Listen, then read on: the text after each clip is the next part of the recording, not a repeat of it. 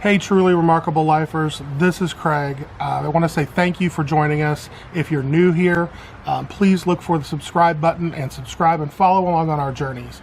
We would love to have you to be a part of this and to share the things that we're doing with you.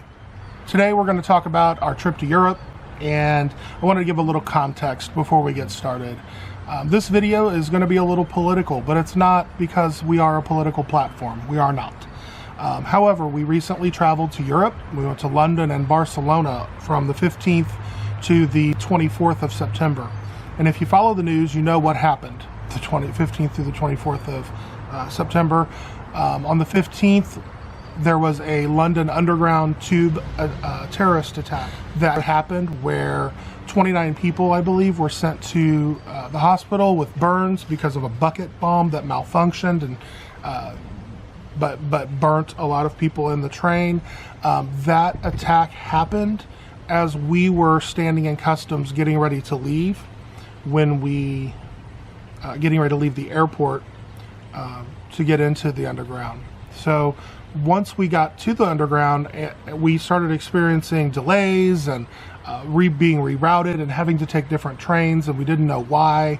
And basically what we found out was that this bomb had happened, and just a little bit before that, and the trains were, compensating and trying to still get through the tunnels and whatnot. So we were being stopped, and they were making announcements that there was a passenger incident, and therefore, they're pausing and stopping before each train station. Again, people were very quiet and calm.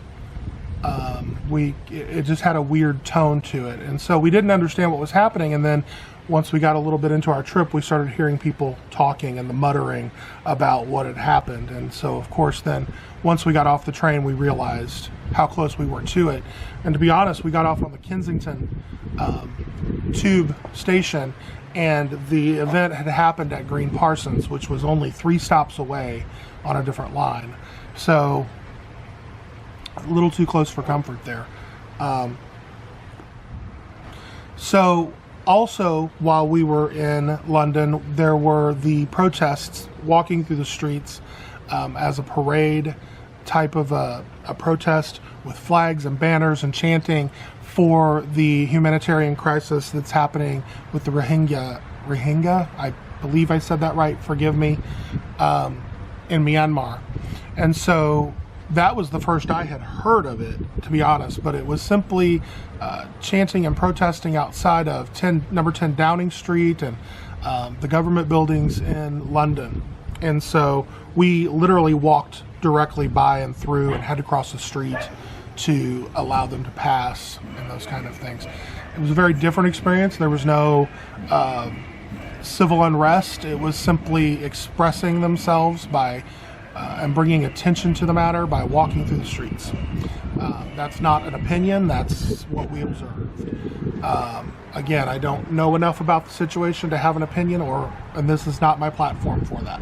So, the next thing, to take into consideration is that we were also there just a few months after the London attacks had taken place on the bridges. I believe I wrote down here, the London Bridge attack took place in June, and I believe there was a Westminster Bridge attack where several people died and dozens were injured.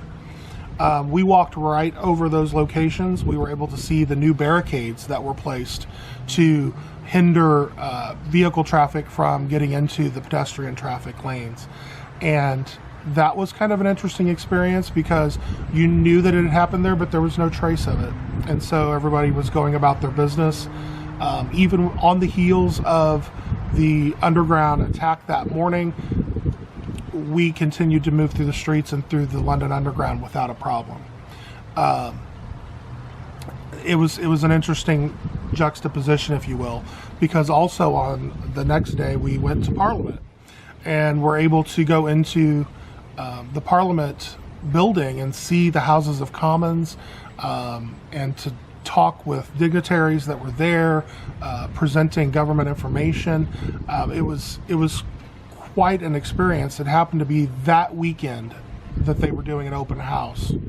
So in addition, we were able to go see a lot of the war memorials, and a lot of the memorials in London have to do with the World War I and World War II, those types of things. And so we witnessed a lot of those things as well. So it's kind of hard to deny that there was a political leaning to the trip, even though it didn't affect anything we did, and it didn't affect any of our sightseeing.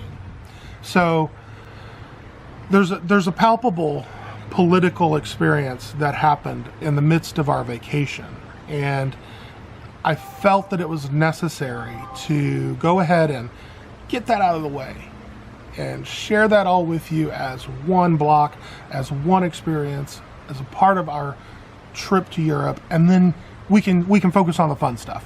We can show you the beautiful London scenery, the iconic places that we visited, the gorgeous, gorgeous architecture in Barcelona, and some of our fun experiences that we had while we were there.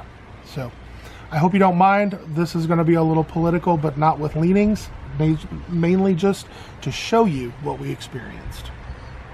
So if you haven't already, go find your truly remarkable life. Watch this. We're here during something big. I don't know exactly what it is, but we're fixing to find out.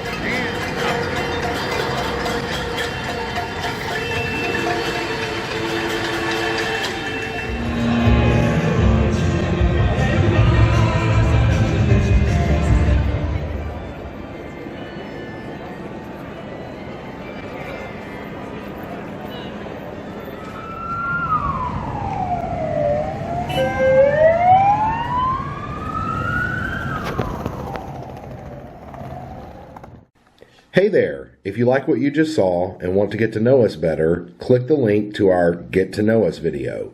Please subscribe by clicking our logo on the left, and don't forget to give this video a thumbs up if you liked it. Thanks!